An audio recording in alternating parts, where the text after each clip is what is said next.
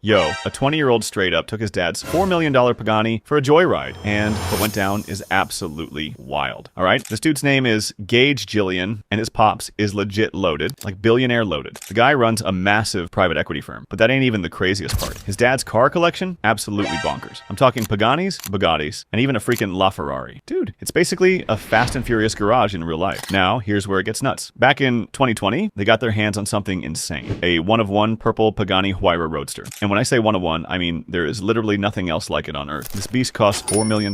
That's the kind of car you see in your dreams. Gage's dad actually let him drive any car he wanted from the collection. Like, what? Most of us gotta beg just to borrow the family SUV. This kid's out here choosing between Paganis and Bugattis like it's normal. So one day, Gage's homie tells him his ultimate dream car is the Pagani Huayra. And Gage goes, he grabs the keys to that purple monster, and they're off. Gage is playing it smart, keeping it under 40 miles per hour. Not showing off, not doing anything crazy. Then, out of nowhere, the low tire pressure light pops up on the dash. Gage is thinking, alright, no worries, I'll just swing by the gas station real quick. But then, the moment he touches the gas, the whole car starts freaking out, violently shaking, completely unstable. Gage is trying to keep control, but nah, man, it's not happening. The Pagani clips a curb, loses it completely, and slams straight into a tree. It's over. Both Gage and his friend are totally fine. They got insanely lucky. But the car, the entire front end is demolished, unrepairable, totaled. That $4 million one-of-one masterpiece? Yeah, it's toast. Now, I already know what you're thinking. Gage is just a spoiled kid who can't drive. And yeah, maybe he's not the most experienced driver. But hold up, Paganis are no joke. These cars look insane, but they are absolute beasts to control. You think I'm exaggerating? Even Lewis Hamilton, yeah, 7-time F1 world champion, crashed his Pagani Zonda back in 2015. So if one of the greatest drivers on the planet can wreck one, imagine being a 20-year-old handling a $4 million hypercar. That's a whole different level. And here's the craziest part. Most people don't know. Gage was actually driving under the speed limit when this happened. He was going slow, and it still went wrong. Which brings up a wild question everyone gets wrong about driving. People think driving slower is always safer, but that's actually not true. I just made a video explaining why driving too slow